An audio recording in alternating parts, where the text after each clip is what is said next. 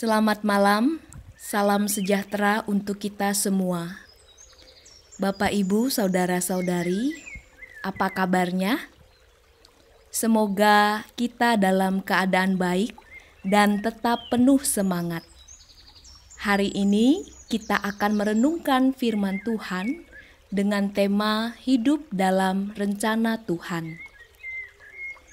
Bapak, Ibu, saudara-saudari, hidup manusia tidak lepas dari rencana-rencana. Rencana menolong kita untuk fokus terhadap apa yang kita kerjakan. Dengan perencanaan, kita juga dapat mengevaluasi sejauh mana tingkat keberhasilan atau kegagalan kita. Tanpa rencana, kita ibarat jalan di tempat, sekalipun kita mengerjakan banyak hal. Seperti bermain sepak bola tanpa gawang. Terus berlari, namun tidak ada tujuan. Lukas 14 ayat 28 sampai 31 secara tidak langsung juga menyinggung tentang rencana. Siapa yang mau mendirikan sebuah menara tidak duduk dahulu membuat anggaran biayanya, kalau cukup uangnya untuk menyelesaikan pekerjaannya. Raja manakah yang kalau mau pergi perang melawan raja lain tidak duduk dahulu mempertimbangkan kekuatannya?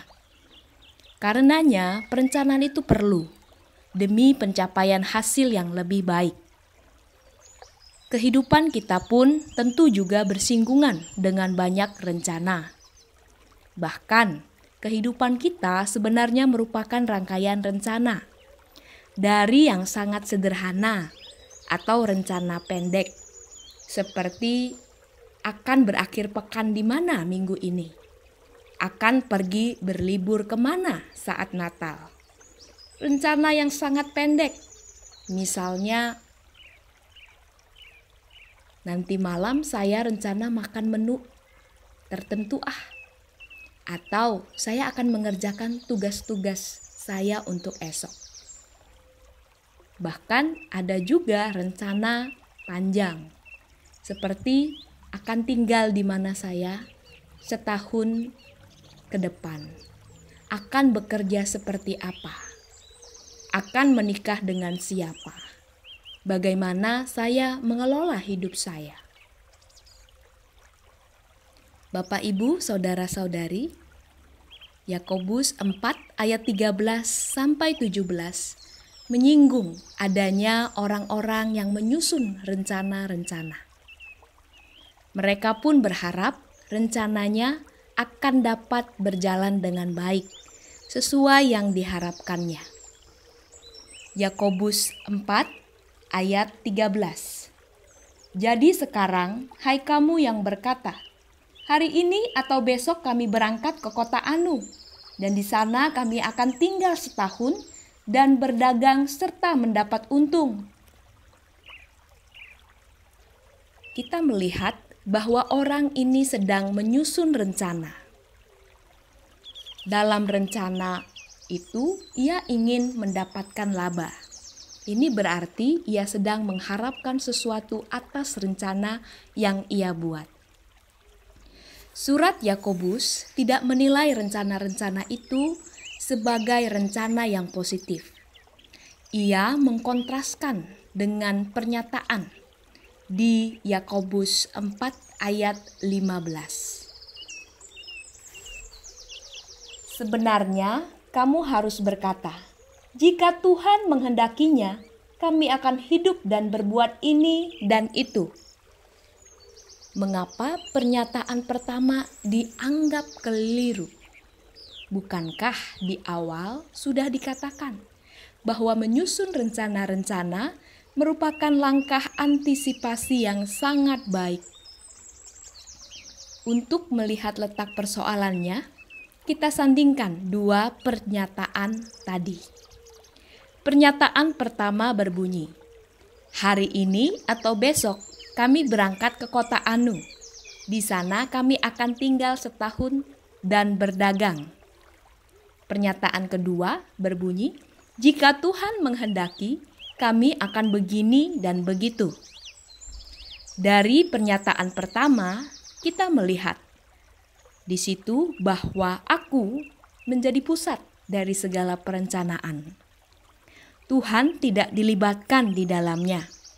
Sedangkan dalam pernyataan kedua, kita melihat bahwa kehendak Allah menjadi pusat dari segala perencanaan kita.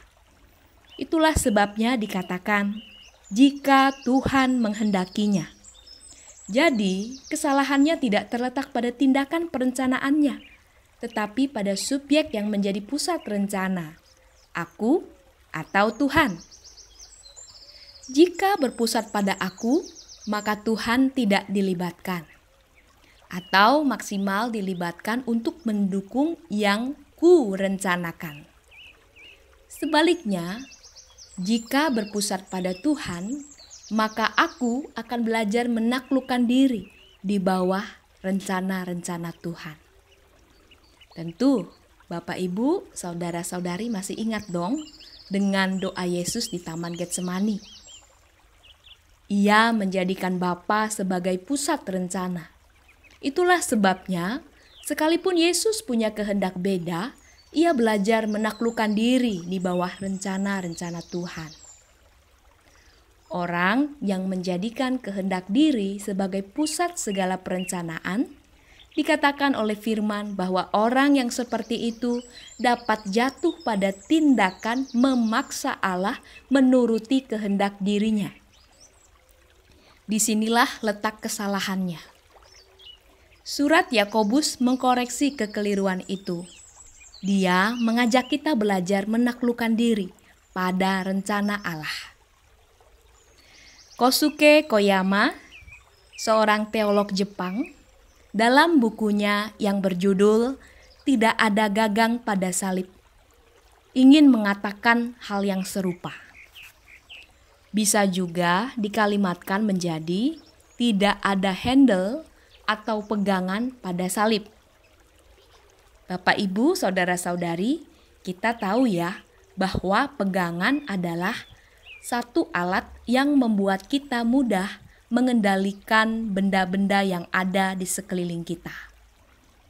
Panci memiliki pegangan sehingga kita mudah untuk memindahkannya. Pintu memiliki gagang sehingga kita mudah membuka dan menutupnya. Mobil memiliki kemudi sehingga kita mudah untuk mengendalikannya. Tetapi salib tidak memiliki pegangan. Salib, yaitu kehendak Allah, tidak bisa kita kuasai menurut selera dan keinginan kita. Kitalah manusia yang semestinya dikendalikan oleh kehendak Allah.